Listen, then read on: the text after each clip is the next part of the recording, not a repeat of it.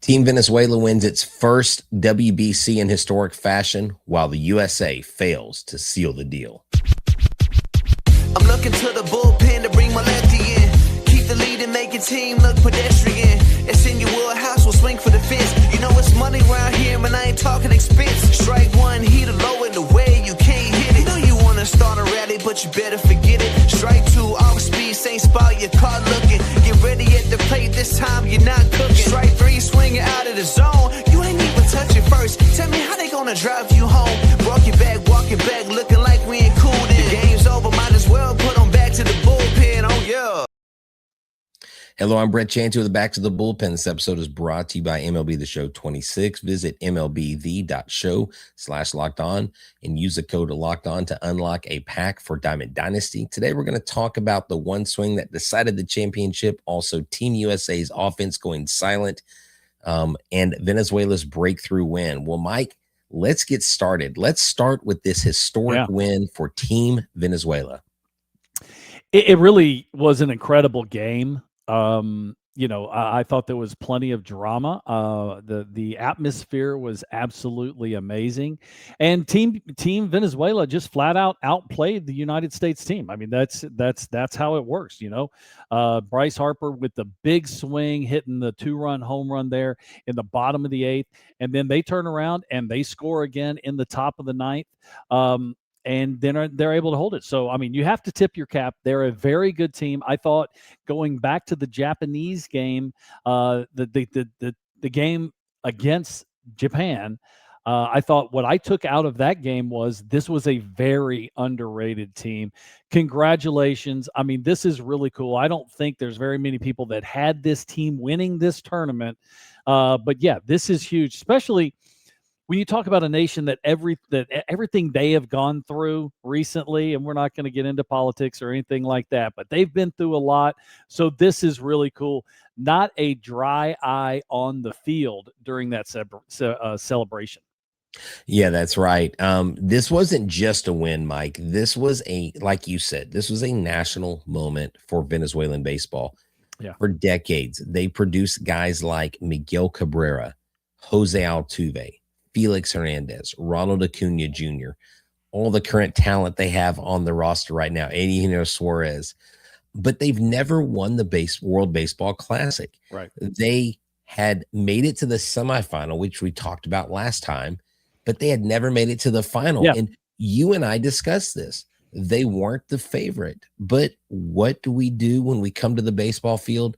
We play the game, and you do that from a little league. I remember, Mike, when I was coaching my son's 9U team in little league, we were 11-0, and we played the Grasshoppers. We were the Storm, and they were the Grasshoppers. The Grasshoppers beat us, Mike. They beat us 11-10. And when they beat us, these kids, I heard one kid in the dugout say, "We're David and they're Goliath. We beat the Giants." And it was the best. And you take that, my goodness, and you multiply it by 1 million, and then you put every person in the stadium that's pulling for the team that's probably from the country, right? And the player, I mean, I don't know if you saw Suarez after the game, but the emotion he had, he could hardly stay inside of his own skin. Oh, and listen, you get a lot of this when you watch, Latin American countries, and we saw it from the Dominican Republic. They wore their emotions on their sleeve this whole tournament. But, Venezuela is the same thing. These are very, very proud people. They knew that they were the underdogs. They knew that this was going to be a monumental task trying to beat this USA team. And we'll get to the USA team in just a few minutes. We don't want to take anything away from Team Venezuela. They played very good baseball all the way through this tournament. They deserve this. And yes, this is now, if you go back to 2023, the United States knocked them out of the World Baseball Classic in that semifinal game. In pretty historic and pretty emotional way.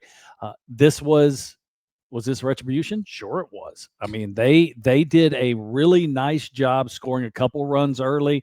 Bryce Harper with the big swing on a changeup, but they turned around. I mean, you can't even say that the USA team didn't lead for an inning this whole game. It was really all Team Venezuela.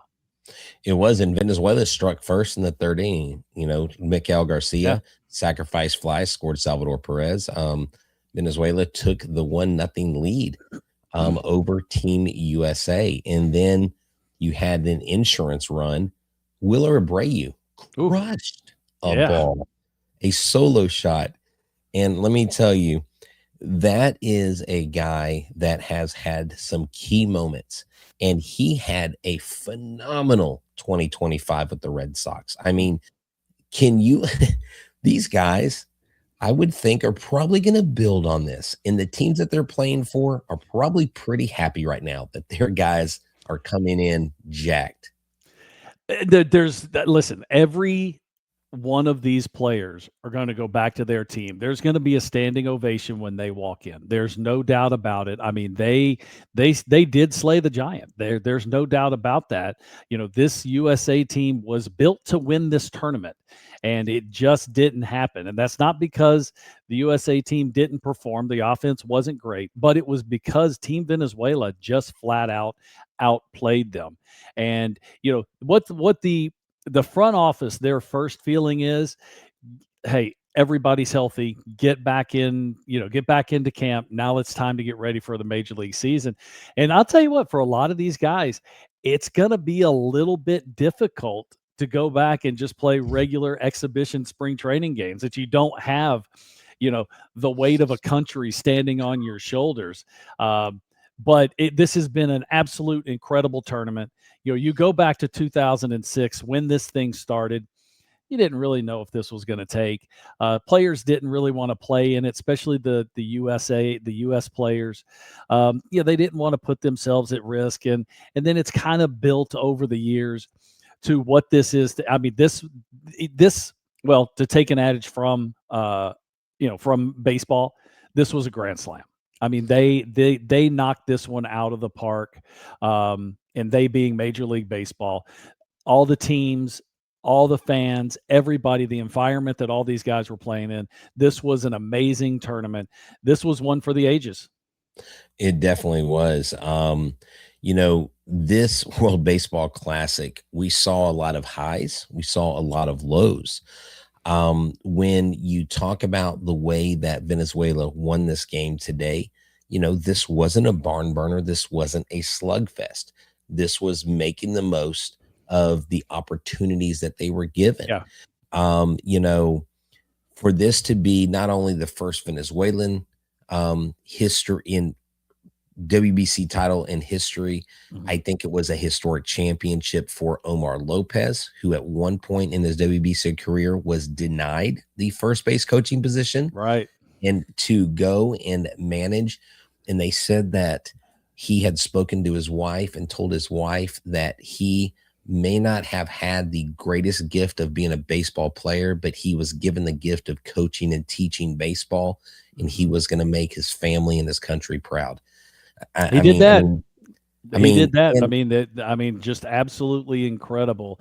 This team that they put together, he managed flawlessly.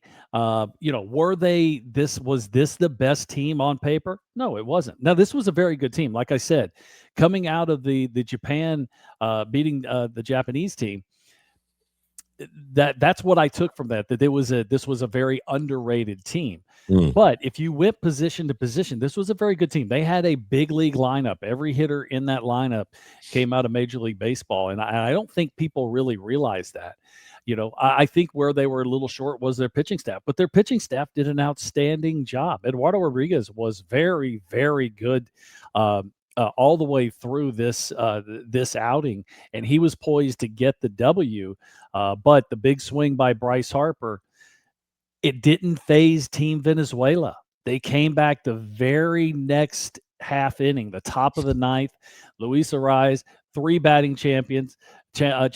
Did he get a hit? No, he walked. That's right. And that's what started it. Yeah, and that's what we're going to talk about. We're going to talk about the unsung hero in that ninth inning, but also talk about how Team USA seemed to really underperform for the big names on the stage. And what did Phillies president say about Bryce Harper in the offseason?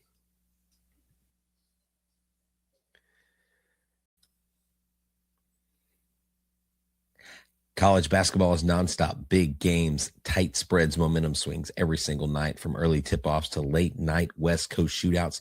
There's always action on the board. And now FanDuel is giving you a way to turn that energy into even bigger potential wins with college basketball parlay profit boost. You can build any college hoops parlay you want. You can go with who's going to score more than 20, who's going to get more than 5 rebounds. You can mix spreads, totals, and player props. And the University of Houston Cougars play the Idaho Vandals, and the Cougars are favored at plus 23.5. So you can go safe, go bold, just ride with the team that you've been following all season. It's your parlay, your style. Now with more upside behind it, head to FanDuel.com to get started. That's FanDuel.com. FanDuel, play your game. Workplace chaos, deadlines stacking up, inbox overflowing, the one position that you can't seem to fill while the pressure's on and you need the right hire. This is a job for Indeed Sponsored Jobs. It helps you reach the people who actually fit what you're looking for, the skills, the experience, and the location, so you're not just hoping the right candidate stumbles upon your job. Here's a stat that says it all. In the minute that I've been talking to you, companies like yours make 27 hires on Indeed, according to Indeed data worldwide. So if you're hiring, spend less time searching and more time interviewing candidates who check all your boxes with Indeed Sponsored Jobs. And listeners of this show will get a $75 sponsored job credit to help get your job the premium status it deserves at Indeed.com/podcast. Just go to Indeed.com/podcast right now and support our show by saying you heard about Indeed on this podcast. Indeed.com/podcast. Terms and conditions apply. Need to hire? This is a job for Indeed Sponsored Jobs. And make sure you check out the Everydayer Club and use the code MARCH. If you sign up before the NCAA tournament tips off, you can compete against me in your men's bracket pool on Discord. The winner will get $100 in Locked On merch. The rest of us can commiserate and members-only chats as our brackets blow up. And as a member of the club, you can get an ad-free version of the show. Again, it's free for a month with the code MARCH. Go to lockedonpodcast.com/everydayer. So, Mike, back in the offseason, and Bryce Harper had addressed this, so this isn't news to many baseball fans, but Dave Dombrowski said that Bryce Harper was no longer an elite player. Now, I'm sure you can subjugate that to scrutiny, and this is what he meant, and this is why he said what he said. But when he hit that home run, it was almost like Bryce Harper said, "Hold my beer." That's right. That's right. And, I think there was a little talk about why Dave would do something like this. This is Dave Dombrowski, the president of baseball operations for the Phillies. Some of it might have been to try and light a fire under Bryce Harper. But yeah, Bryce did not take to it. And what we really had the problem with wasn't necessarily that he said it. I mean, listen, he's the big boss. He can say whatever he wants, but he did it publicly. He didn't do it to Bryce Harper, behind closed doors. He went out in the public and did, and that's what Bryce had the biggest problem with.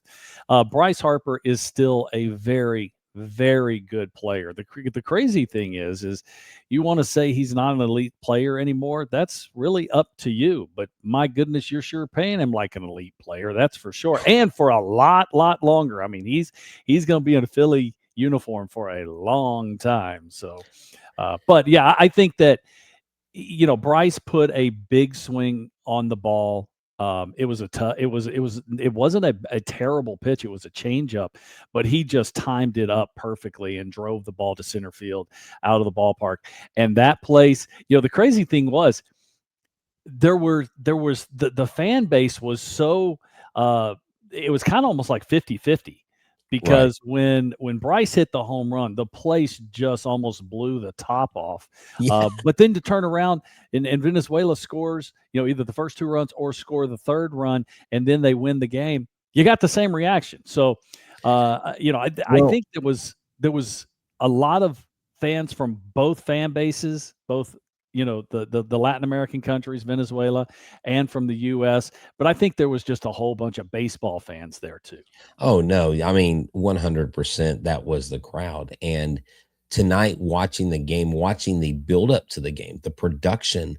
I don't know if you saw it, but they were putting the lineups, the images of the players on the field, projecting it like it was a movie screen. Yeah.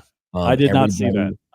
I was listening, but I didn't see it though. Right. Everybody was wearing bracelets that lit up at certain times and would go to certain colors. It was pretty much a production. It was a show. Both teams walked out with their country's flag. You had your 2 captains from each team walking out and down each foul line, and they introduced both teams. But someone like Aaron Judge, who's a huge name, Aaron Judge, mammoth, regular seasons, 50 plus home runs 2 years in a row, 62 home runs a few seasons ago. But in clutch moments, Mike, we just have to say it. He has not come up big a lot in the postseason, nor did he do that in this playoffs. And there were a lot of people commenting on that, and it wasn't a lot of big home runs. What got Bryce Harper that 2-run home run was Bobby Witt Jr. walked. What got Venezuela the go-ahead run was Luis Arias walked, and then Javier Sanoa comes in as a pinch runner, steals second, Mike. Right. And then Eugenio Suarez rips a double, an RBI double. This is a strikeout guy. This is a home run guy. Right. And that's what takes the lead. Yeah, I think that might have been as big a surprise as anything else was that Eugenio Suarez was able to just get a base hit. Now, it was a double. He hit the ball well, but this is an all-or-nothing guy. 49 home runs last year between the Arizona Diamondbacks and the Seattle Mariners. That was – and we saw – even late in the season in the playoffs, it was big swings. And if he made contact, it would go, but he didn't make a whole lot of contact. But that just shows, he's still a big league player. He's still a very good player. And he put a swing on a pitch that he could handle. And as great as Whitlock had been in this tournament, he wasn't quite as sharp tonight as we've seen him in the past, because he's been next to unhittable going into tonight's game. Yeah, this was the first run he's given up all tournament. Right. So, and like I said, he just wasn't quite as sharp. There was a hit, there was a walk. He just wasn't quite there. And that's, when you have a bullpen game, that's one of the problems you have, is that you're going to run 4 or 5 guys out there. That means 4 or 5 guys have to be on top of their game. As far as and that's just not easy to do. As far as Aaron Judge is concerned, I'm going to give Aaron Judge, I'm going to give him a pass, just simply because there's a lot of swing and miss. He's a big dude, so that's a big strike zone. When you make a mistake, he can hammer the ball out of the ballpark, but he's also the guy that always has an asterisk by his name, that this is the guy that we have to make sure we keep him in the ballpark, that, because he can hit the ball out in any direction on That's any. True. So, it's kind of like saying, this guy really struggles in the postseason. Well, that's because they pitch him extremely tough, and they did the same thing here. This is not, and I'm not going to make an excuse for the offense, because we saw the Dominican Republic team tear the cover off the ball most of this tournament. We saw the Venezuelan team swing the bat very well for most of this tournament. But the old adage, good pitching usually stops good hitting. That's what we saw for the especially down the stretch in this tournament through the semis and into the finals. Yeah, that's right. And what we're going to do when we come back is I want to talk about Nolan McLean, the starting pitcher, but I also want to talk about a note about Daniel Palencia a message that Omar Lopez received before the game. Let me tell you about our friends at Game Time. Game Time is the place to get all your tickets, especially for opening day.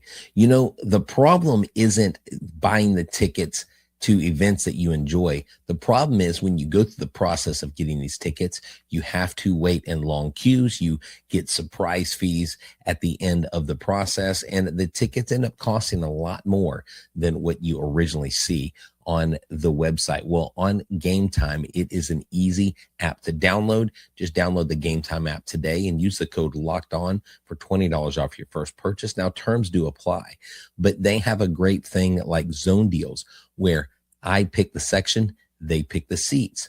Always authentic tickets, 100%. And the innovation of Game Time continues and makes the experience for you, the ticket buyer, the best out there on the market. I've used Game Time for years. I don't go to any other site for Game Time. Game Time is where it's at. So use the code Locked On for $20 off your first purchase. Terms do apply. Go to Game Time today. I'm also thrilled to be talking to you about our sponsor, MLB The Show 26, The Greatest Game in Baseball, is back with its newest installment.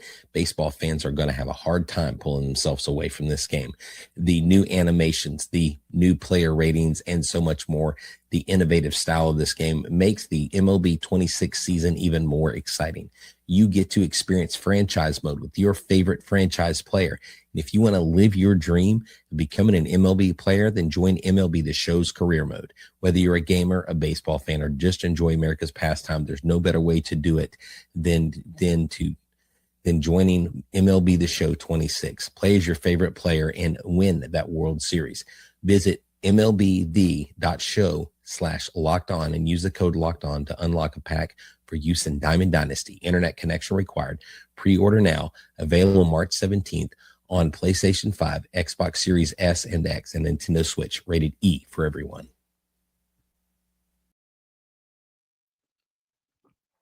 Yeah, we're back, and we're going to talk about Nolan McLean. Yeah. Before we talk about Daniel Palencia, an interesting note, because Nolan McLean made a habit of starting hot and then got into some trouble. You know, players took advantage of mistakes he made.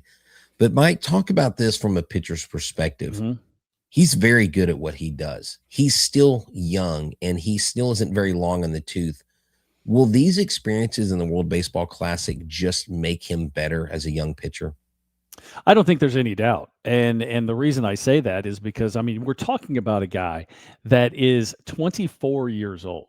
Okay. We're talking about a guy, and I was thinking about this earlier today, with all the pitchers that could have been in this situation for Team USA. They go with Nolan, who has a grand total of 8 major league starts. I mean, think about that. You have a 24-year-old that hasn't spent 2 months in the big leagues with 8 big league starts.